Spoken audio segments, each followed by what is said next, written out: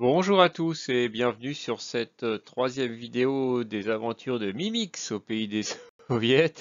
Petit changement de programme, j'ai eu l'opportunité aujourd'hui d'aller faire un petit tour du côté de la Maison de la République et du grand magasin Goum qui sont dans le centre de Minsk. Et donc je me suis dit, tiens, je vais faire une petite vidéo vite fait pour vous faire voir ce qu'il y a dans ce coin-là. Et donc, bon, je vous en dis pas plus, on y va pour cette vidéo.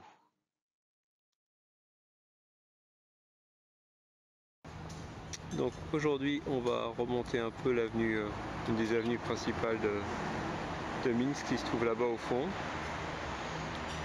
Alors les arcades que vous voyez derrière, c'est l'Académie des sciences, Académie Narok, l'Académie des sciences Bélarus. Donc on dit bonjour au monsieur. Et donc derrière, c'est ce que je voulais vous faire voir. C'est un kinothéâtre, donc un cinéma qui s'appelle Octobre. Donc je vous fais voir parce que vous voyez, il est alors dans un style bien austère, hein. Et donc parce qu'il date de l'époque stalinienne en fait, hein. C'est un ancien cinéma. Donc tous les cinémas ont été rénovés un peu à l'image des nôtres, hein, transformés dans des salles en amphi avec des écrans panoramiques. Et puis comme chez nous par exemple le Grand Rex, ils ont conservé quelques salles comme ça typiques. Ce sont en fait des salles un peu mythiques. Et alors à l'intérieur c'est tout en bois. Et c'est très sympa. J'y ai déjà été. Voilà, et maintenant on va aller derrière ici et on va prendre le métro.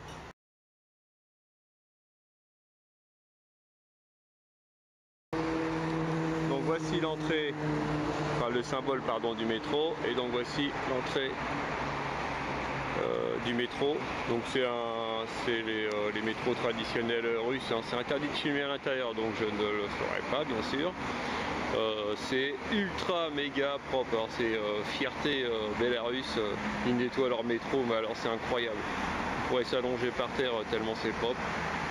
Voilà, et ici donc l'avenue principale, donc qui traverse Minsk de part en part, hein, qui part de la gare principale et qui passe par la place de l'Indépendance, la place de la Victoire,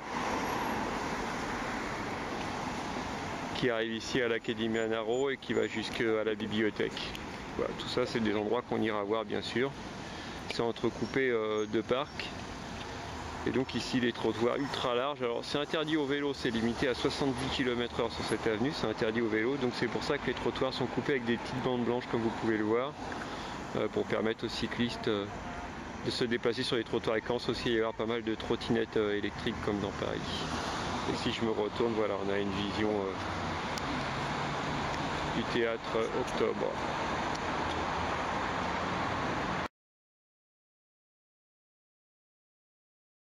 Donc voilà, on a fait 3 stations de métro et on se retrouve donc ici sur une place où il y a voilà, la Maison de la République ici. Là où il y a les grues, en fait, c'était anciennement le musée de la Grande Guerre nationale, donc le musée de la guerre de 41-45. Alors moi je l'aimais bien parce que c'était, il était typé Union soviétique, donc c'est bien pour le touriste moyen. Et donc ils l'ont déplacé, ils l'ont entièrement refait au standard ultra moderne. Alors c'est bien, hein, c'est sympa, mais bon, ça perd un peu de son attrait pour le touriste. Ça, c'est la maison des syndicats. Bon, je sais pas si c'est encore en activité. Si je reviens en arrière, vous avez peut-être aperçu voilà, quelques maisons, je vais zoomer doucement, voilà, plus traditionnelles au fond. Donc en fait c'est le début du quartier de Macherova. Et Macherova, c'est un tout petit quartier, mais globalement c'est ce qui restait de la ville après la Seconde Guerre mondiale. Donc la ville a été détruite à plus de 90% par les Allemands, hein. Et donc ce qui est resté de Minsk après la Seconde Guerre mondiale, c'est ce quartier qui a été entièrement rénové, évidemment on va aller le voir, hein. Et derrière, alors si je zoome encore un petit peu, donc c'est sur le quartier de Macherova, vous voyez voilà, on voit il y a un double, c'est une église et donc c'est la cathédrale orthodoxe de Minsk, la principale.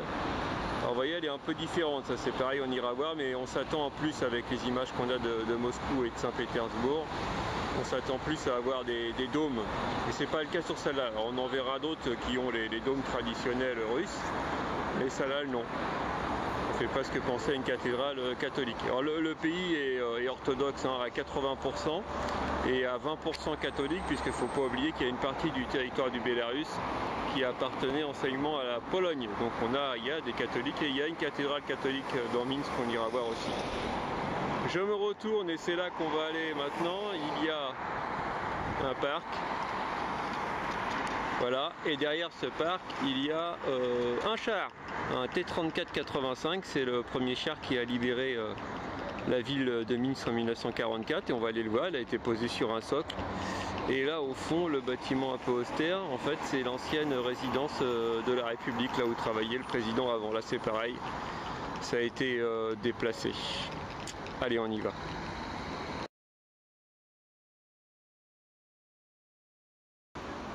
Ah, voilà un bon vieux gros bâtiment bien soviétique.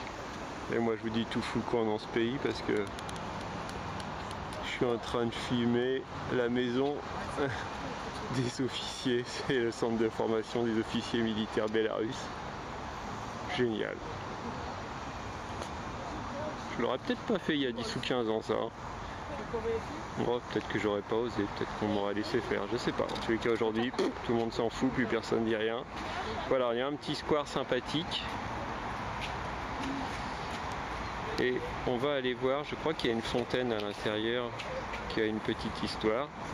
Et puis ensuite on va se diriger derrière la maison des officiers.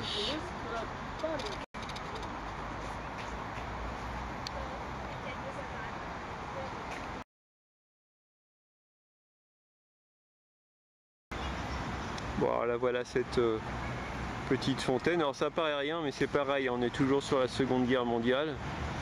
Et en fait, c'est la seule fontaine dans tout Minsk qui restait après le passage des Allemands. Donc elle n'était pas à cet endroit, d'ailleurs ils l'ont retrouvée et puis ils l'ont remise ici face à la maison de la République et en face du centre de formation des officiers. Et là vous voyez, il y a de l'animation, il y a des tentes parce qu'on est en train de tourner un film tout simplement. Voilà. Manifestement des gens avec des costumes doit dater un film sur les années 50 ou quelque chose comme ça. Voilà, maintenant on va se diriger, on va aller voir le T-34-85.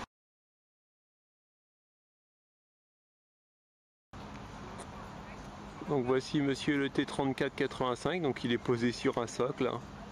On va aller voir de plus près. Et je voulais vous faire voir aussi, oh, désolé pour le dézoom, je vais essayer de faire doucement.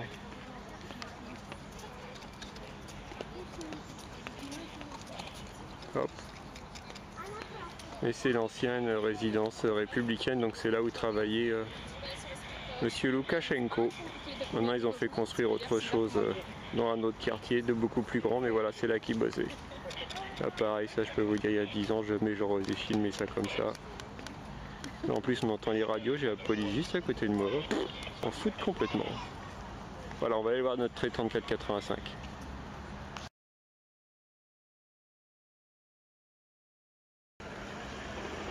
Alors, j'ai un de mes deux fistons qui a un trou de mémoire, Maîtri Iulia Adinkievitch Chitiri Goda, donc moi je lis 3 juillet 1944, donc la libération de la ville de Minsk, mais j'ai toujours une confusion entre juillet et juin.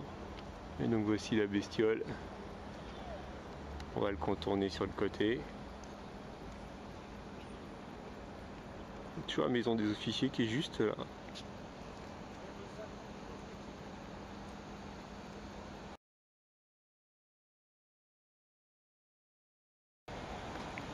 Voilà une dernière vue de ce tank, le T-34-85, le premier qui serait rentré dans la ville de Minsk au moment de sa libération en juillet 44.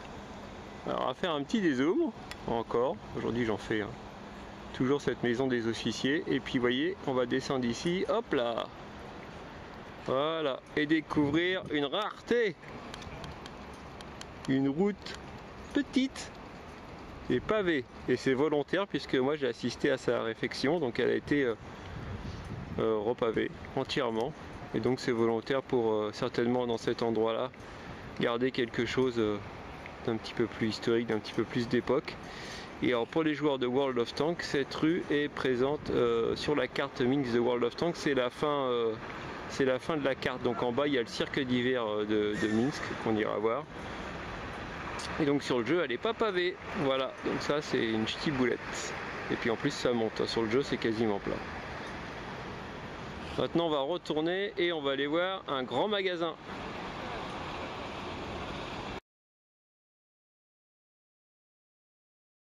Ah ouais, oui, il s'implante vraiment partout, hein. C'est pas malheureux ça. Alors que là il y a des petits restos sympas juste à côté, avec des terrasses bien traditionnelles. Enfin bref, c'est là qu'on va nous. Donc ça c'est un grand magasin, l'image des grands magasins du boulevard Haussmann à Paris.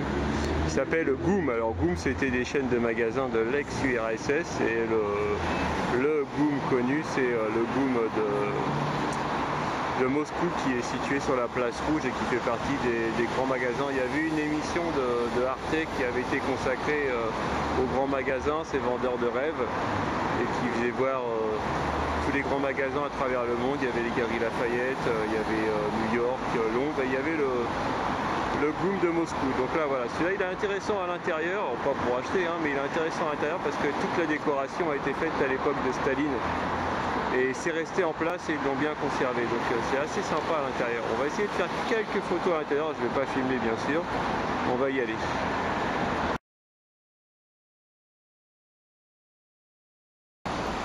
Voilà, c'est là qu'on va rentrer, Univers Market,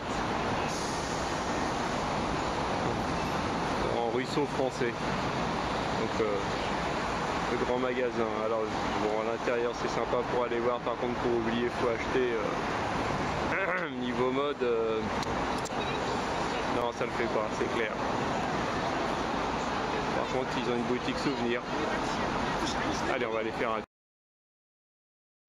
Du Goom de Minsk, évidemment il a absolument rien à voir avec le spectaculaire Goom de Moscou, hein, par le nom c'est tout. Donc celui-là déjà est beaucoup plus restant puisque le Goom de Moscou lui date d'avant l'époque révolutionnaire, hein. Il a été fait à l'époque des tsars. Alors, celui-là, comme vous voyez, hein, c'est typique, voilà, de l'époque soviétique, avec les escaliers. Donc, en fait, il y a une partie centrale là pour monter, puis sur les côtés, c'est là qu'il y a les vêtements ou la parfumerie ou l'horlogerie, enfin tout ce qu'ils vendent, un peu de tout, puisque c'est un grand magasin. Là, c'est de la nourriture plutôt. Là, c'est le magasin de souvenirs. Comme je vous disais, niveau parfumerie et mode, c'est même pas la peine, quoi. Oula. Ils vendent, mais bon, voilà. C'est très russe. On passe à la diapo suivante. J'ai pris les escaliers là, voilà, aussi on voit toutes les décos typiques de l'époque soviétique. Et puis là, vous voyez, on voit de la pub pour la rentrée des classes déjà, les pauvres piou-piou. Alors ça rigole pas, hein. Là, l'école ici, c'est sérieux. Donc la rentrée des classes, c'est le 1er septembre, sauf si ça tombe un samedi et un dimanche, bien sûr. Et alors le 1er septembre, donc quand il rentre à l'école pour apprendre à lire et à écrire à partir de 7 ans. Euh, et donc cette école directe va jusqu'à l'équivalent de notre bac, en fait, donc de 7 ans à 17 ans. Et ensuite, il tente des passages en université, hein. Ça se fait par concours, l'entrée en université. Ici, il n'y a pas le bac à passer, par contre, il y a eu un concours d'entrée à l'université, ce qui en fait revient un petit peu au même, quoi. Et donc là, c'est super sérieux. C'est pour le jour de la rentrée, costume obligatoire pour les garçons et les filles. Donc tailleur pour les filles et costume pour les garçons, chemise, cravate, veste, quel que soit l'âge. Donc là, ils vendent pour les petits piou-piou des costumes pour les petits gamins de 7 ans avec la cravate et tout. Et donc le jour de la rentrée, ils offrent des fleurs au premier professeur qui croise le matin. Et les élèves qui rentrent en dernière année, donc ceux qui ont 17 ans, accompagnent jusqu'à la classe un enfant qui rentre en première année, donc à l'âge de 7 ans. Voilà. Et dès l'âge de 7 ans, ça aussi c'est un truc que j'avais vu sur le forum de World of Tanks, des gens qui disaient ouais, avec notre alphabet ils comprendraient rien, etc. Alors un russe ou un bélarusse ou peu importe, ils apprennent à lire leur alphabet en même temps qu'ils apprennent à lire notre alphabet. Donc ils savent tous lire notre alphabet. Et la plupart d'ailleurs, on peut leur parler directement en phonétique dans leur langue. Par exemple, moi pour parler avec mes beaux-parents quand j'écris pas en cyrillique, hein, j'écris avec notre alphabet à mes beaux-parents qui ont plus de 70 ans, et sans aucun problème, ils arrivent à comprendre leur langue avec notre alphabet, donc c'est pas un souci. Voilà pour le petit truc sur la rentrée des classes et la scolarité russe et bélarusse qui est la même. On passe à la diapo suivante. Bon, ah oui, hein. Voilà, un petit détail, donc ça la nuit, ça s'éclaire évidemment. Voilà, c'est bien austère quand même, hein, c'est propre mais c'est austère. Et puis vous voyez, voilà la déco, hein, voilà, l'ouvrier, l'ouvrière, et puis le marteau, la faucille, les colombes, ouais, il y a la totale. Mais c'est chouette, j'espère qu'ils vont bien le garder tout ça et qu'ils vont pas s'amuser à tout changer. Ils ont construit des magasins beaucoup plus modernes, on pourra peut-être les voir là pareil, mais il n'y a plus aucun charme, il n'y a plus ce charme-là pour nous qui arrivons de l'extérieur. Voilà, il y a plus tout ce charme-là. J'espère qu'ils survivront, ces magasins. Photo dans le métro quand même parce que je suis tombé là-dessus, donc là c'est pour les joueurs de World of Tanks. Donc là, Wargaming, pardon, s'organise tranquillement un petit événementiel à Minsk. Qu'est-ce qu'on apprend? Donc ça, c'est le 9 septembre, à partir de 14 heures, dans le parc Pobiedi, à Minsk, le jour des tankistes. Voilà. Alors, le 9 septembre, je serai retourné en région parisienne, mais je vais me renseigner pour savoir à quoi correspond ce grand événement de tankistes qu'ils vont faire dans un parc. Et puis, à mon avis, il y a quand même un bon paquet de sponsors, donc ça va être un gros truc. Je vais me renseigner, puis je vous dirai. Voilà. On en a fini pour cette vidéo. Je vais partir demain pour Brest au Bélarus, donc à l'ouest, où je vais faire donc des belles vidéos sur le musée, sur deux musées, donc un musée consacré à la Grande Guerre nationale, 41-45, et un musée sur les trains russes, alors, plus particulièrement les locomotives de l'époque russe. Et du coup, il y a aussi des locomotives allemandes, toujours liées à la Deuxième Guerre mondiale. Donc on verra tout ça. Et puis on essayera d'aller voir les derniers bisons d'Europe. Voilà, donc le voyage, le retour. La prochaine vidéo d'ici 3 ou 4 jours. Je vous souhaite une bonne fin de journée, je vous dis à bientôt, au revoir.